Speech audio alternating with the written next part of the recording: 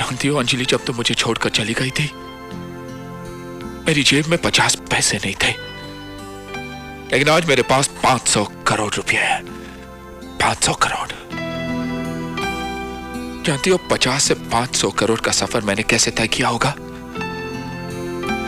तुम सोच भी नहीं सकती। मैं रोज चलता था, चलते चलते थक जाता था, गिरता था, उठता था,